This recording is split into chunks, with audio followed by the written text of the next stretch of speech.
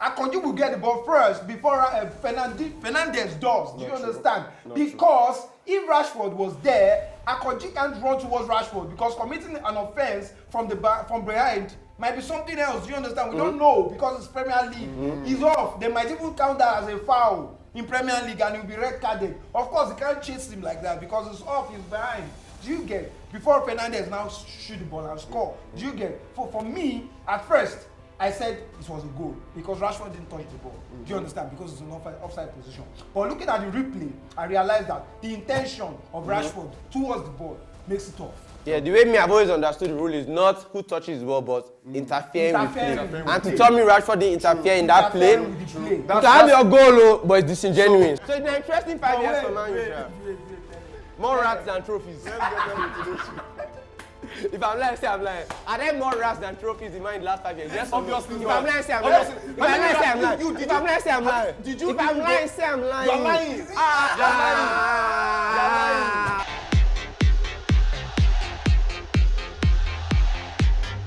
But guys. So it's an interesting 5 years for Man U.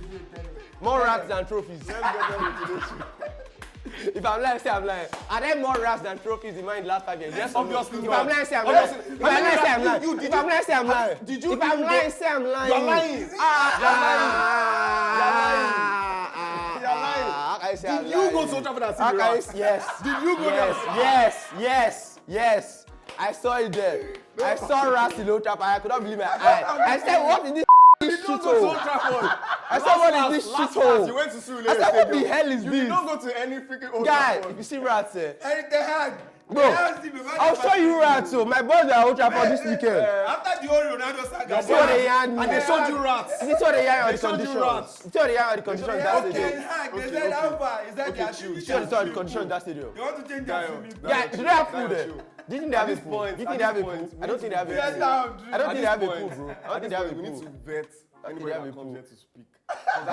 Lies just they fly left, right, So there are no rats in Man U. You went to Old Trafford. So there are no rats in Man U. You went to Old Trafford and you Tell saw them, rats. are there rats in Man U or not? No. There are rats! No. It's even good. Wait. The guys that edit it, bring it back. They'll bring it back. They'll bring it back. Fans out there. They'll bring it back. Are there rats in Old Trafford? That's the question of the day. Hold on. Are there more rats than trophies in hold Manchester on. United over the last The 5 only years? people that are actually allowed to ask me that question are people that have won trophies more than me. Not Arsenal. You have rats. Not Arsenal. So it's only me now. The person behind the camera that's an Arsenal fan that thinks he can add to this But conversation. one thing I know, Just hold the Sha, camera. but at least their stadium is spank, Sha. They have the best stadium, clean. Them and Tottenham have the best stadium, clean. Actually, I love their pitch. Clean. So, All right. So no, that's not the question. But I mean, if you guys want to answer that, I won't report your comments.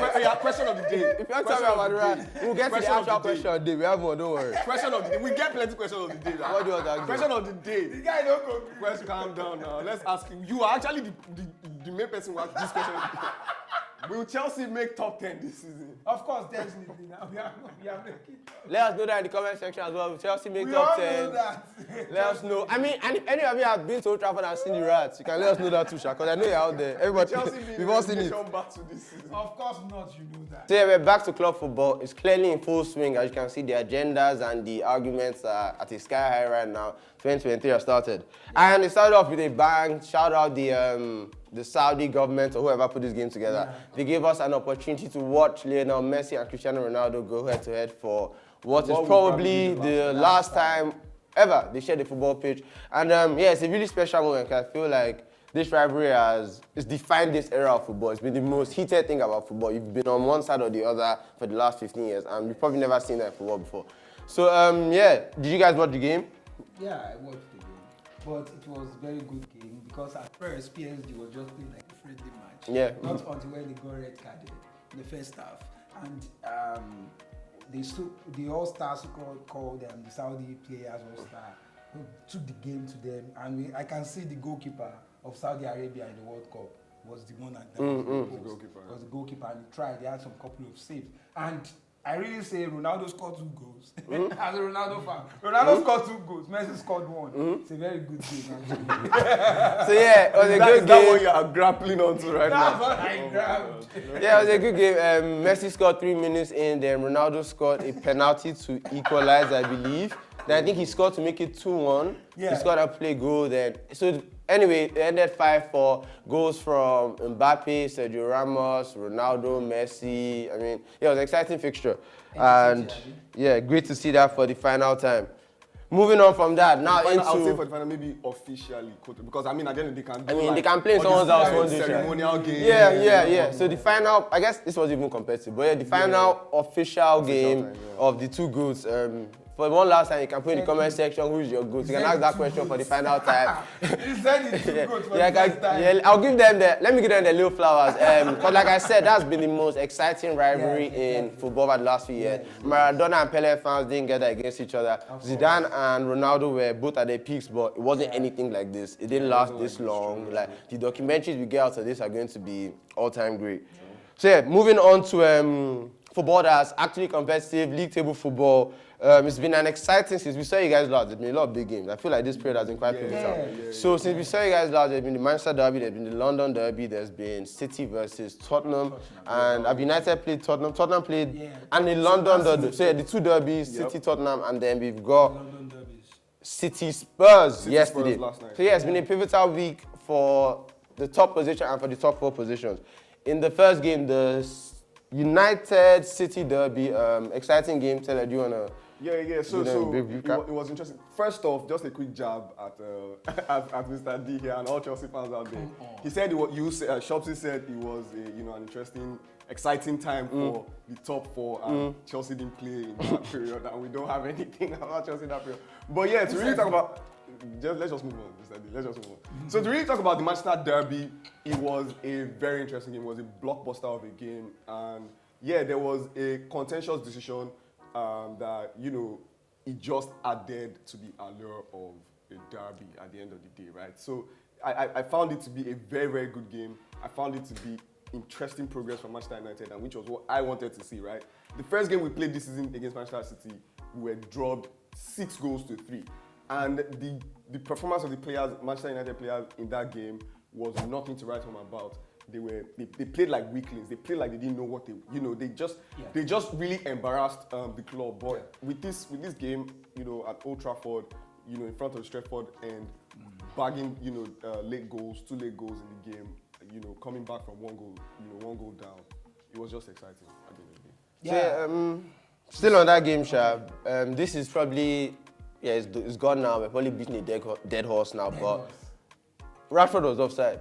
And I feel like it's interesting that you didn't leave with that, because when Salah was offside, similarly, we spent 5 minutes talking about that. What do you think about that offside call? So at the end of the day, honestly, a lot has been said. A lot has been said about. So let's just, we don't spend a long time on this here. So the truth is, PGMOL has come to say that it was the right decision. As much as you want to say, I also saw a clip that has showed goals like that. Arsenal have scored a goal similar to that. They're quite different.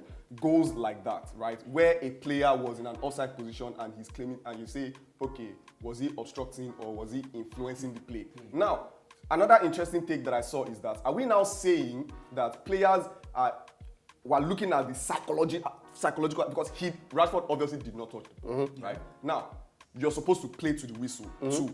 Now, Rashford did not touch the ball. You're now saying, okay, Rashford psychologically influenced the play, like influencing what the goalkeeper was thinking or what Akanji was thinking. Yeah. Is that what we're going to start to so I feel like literally, the fact that we were in this situation a few weeks ago makes funny. When Salah was standing behind that guy, they said that Salah psychologically affected him. That guy won't have. You said that on this show today. I did not. I guess run tape. We didn't spend time on so that when we spoke about that, the point we came out, we'll start running tapes, is right.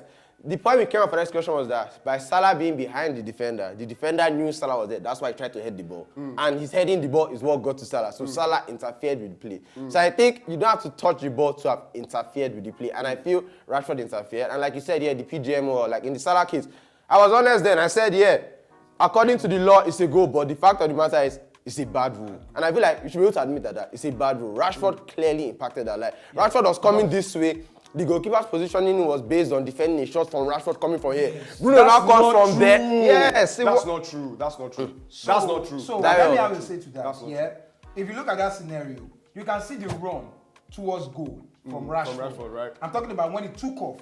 He already knew he's offside when he took off. It was after he took off, he knew he was off. Do you understand? Because the ball came late. Yeah, he's off. You can now see the diagonal movement of Rashford towards the ball. He was running like It was side by side. He moved this other way. He moved to the other flank. Do you understand? So that shows that he has the intention of going to the ball. Do you understand? Yeah. Now, if you look at that clip, I'm not talking about the goalkeeper right now. Looking at Rashford running towards him, do you understand? And Akoji behind him, do you get? So if you take Rashford out of that picture, let's Photoshop Rashford. Yeah, I mean, out. somebody already did that. No, taking Rashford out of that picture, where the ball was, Akonji will get there first. That's not true as well. Of course, that's not true as well. Relax. That's also not true. I mean, no, relax. I'm not going to allow you to pedal, just to say. We let him land just now. go on. Wait, you were saying your own. You tell him when he's done now. Let him finish. Lies, You were you can't saying do your that. own. Let him finish why now. did You tell him he's a lie after. No, he said that's not It should be true. a lie. No. Done. Let's not true. Let Keep him it speak going. now. Keep it Bro. going, keep it So going. what I'm saying is that Akonji will get the ball first before Fernandes does. Do you understand? Because if Rashford was there, Akonji can't run towards Rashford because committing an offense from behind might be something else. Do you understand? We don't know because it's Premier League. He's off. They might even count that as a foul in Premier League and he'll be red carded. Of course, he can't chase him like that because he's off, he's behind. Do you get? Before Fernandes now shoot the ball and score. Do you get? For me, at first, I said it was a goal because Rashford didn't touch the ball. Do you understand? Because it's an offside position. But looking at the replay, I realized that the intention of Rashford towards the ball makes it off. Yeah, the way I've always understood the rule is not who touches the ball, but interfering with play. And to tell me Rashford didn't interfere in that play, you can have your goal, but it's disingenuous. Salah interfered that week behind. Rashford being there interfered. So if you play sports, you are looking at where players are. The positioning of players is in your periphery. Edison's positioning is 100% dictated by Rashford being on the ball. Of course. And then all of a sudden, Rashford is not on the ball again. He can stop. He can easily stop when he knew he was off. He can literally stop and won't chase the ball. So can I give my piece? I mean, this is something that happened a long time ago. So it's like beating the air. Yes, but the truth is, two things, right? One, the ball from Casemiro was so good. I believe Akonji was not going to get that ball. That ball was that good, right? Akonji was struggling to meet Rashford or to even get to that ball. That's one. Then two, the reason why the decision stands and the PGMOL backs the decision is because at the end of the day, it is a rule, but it is one of those subjective decisions that when the referee looks at it, it is not plainly about the facts, right? The facts back the decision, but the referee's subjectivity in that moment is what gives you the final say. And that's it. So, but just ask that, do you think Rashford interfered with play? He's not going to take the goal away. Do you not think I mean, he might have interfered with the play. He might have interfered by being there. There's no way you will say he interfered. He was right there. Okay, let's move on, Sha. You guys, since it's a question of the day episode, throw that one in there as well. Question of the day, did Marcus Rashford interfere with play in his late winner against Manchester City? No, the goal should have stood because the law says... That was the equalizer. Yeah, the law says it should have stood, but do you think he interfered and do you think that's a rule that should be looked at? I think it's a rule that should be looked at, but yeah. So that's that game. Another big game that we had the London Derby, which was a very fiery London Derby. And one of the craziest things I've seen on the football pitch happen in that game. I literally watched a fan walk off the stands and volley Hugo Lloris. I saw that in real time. Wait, did I actually Ramsdale, did I actually see that happen? And that happened, and the tape is hilarious because how will you do that in a stadium with 50,000 people with cameras everywhere? And there's footage of the cameraman following him back into the stands to go and meet his friend to hide. That's the funny thing. He was actually trying to hide. But you can see his face. No, so he has been banned for life. They caught him trying to swap his jacket with somebody. If you haven't seen that tape, of course he's banned for life. What if he volleyed him in his head? Ramsdale could have become anything could have happened. Anything could have happened. And we actually just can't encourage that because if he does that and he gets away with this, other guys are running out to the attacking footballers for life, safe. So yeah, we had the two derbies over the weekend and then we had some midweek crackers. We had United drop the points that they picked up against City and then we had Tottenham prove to everybody once again that don't ask Tottenham for favors. They're not going to give you a favor. They can't give you a favor because so yeah, Tottenham is just Tottenham. So the first game, Tottenham, and as someone that's been like someone that's been competing at top level, want Tottenham to take points from my rivals, like when you really want them to take the points, they don't. So they've beaten City a few times recently, but when you really need them for Tottenham, they're not going to do it for you. For me, it's personally disappointing seeing what's going on with Tottenham now, because at the start of the season, if you remember, when we talked about teams to look out for, we mentioned Arsenal, and I also mentioned Tottenham, and I thought this was the season Tottenham was going to go on and maybe battle top two or probably win the league. But Tottenham has just, like you guys said, Tottenham and Conte is at the, it's like at that Mourinho period in his career where he has done great things before and now it's just going down. I admire Conte, man, because he speaks the truth where Klopp does not speak the truth. Like, Conte says this point blank that these guys are not spent. Any club he goes to, if you don't back him, he says it. Klopp is a nice guy. Like, your guys not investing and you still be there protecting them, saying we don't really need this. Like, I like Conte for that, man. He says the truth, and if you don't like it, I'll leave. I'll go to another club. Either you sort it out or I'll leave. Don't be forming all this nice guy. We all know that because Tottenham can't go that game. So it was a very exciting game. Tottenham went 2-0 up and we thought they were going to beat City again. I saw they beat them 4 times in the last 5 or something crazy like that. So Tottenham do have City's mates, and I feel like teams, if you have a good attack, you can get at City because of the way they play, but that's a separate conversation. Yeah. But City turned it on, and I feel like it's interesting that they won that game without Kevin De Bruyne. Exactly. And it makes you wonder, because I actually saw a tweet recently that said, when are City going to go on their inevitable streak? And someone said when De Bruyne, and he got injured, and I feel like that's the case because they have come with different ideas. So they go back to City of Old where they're attacking from everywhere, the movement is crazy. But with the Haaland, De Bruyne pipeline has become, it's like oil in Nigeria. It's become too fruitful that that's all we're going to focus on. Forget about the rest of the economy. Let's just make sure De Bruyne can pass the ball to Haaland. And without them, they found a way to win. 4-2. Mahrez was sensational. Brilliant game. Yeah, you can see the movement from the wings. Do you understand? Right now, they move the ball from the wings, from the 2-3 to the wingers. From the wingers, cutting, they get those passes into the box sitting. They're having to be more creative now because before, De Bruyne would just play the pass from anywhere on the pitch. Get the ball anywhere on the pitch and play it in on the ball. Can bring in the ball, but right now, I can see the different game showed. That shows the different standing point of when it comes to tactical vision of the coach. Do you understand? They can see the difference in the tactical change. In the tactical change of Manchester City's second half of the game. He really won them the game. That shows that Pep Guardiola is doing something. I mean, of course. I mean, it's he changed the right thing. So shout out him.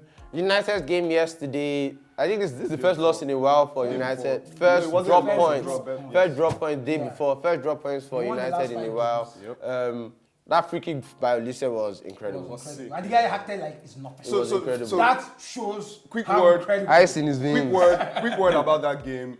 Another thing is, or what I really like to point out for maybe Manchester United fans that maybe want to be naive, because before the game, I saw, on Twitter, many fans were underrating the game, because Crystal Palace have not picked up points in a long time. They've been losing, and they haven't been scoring as well. So it was basically the naivety of Ten Hag that maybe cost us that game. Really? And yes, I believe so. And injuries as well, right? Because our normal attacking pressing from the front was not really there because of Rashford playing with an injury and Martial having to come out.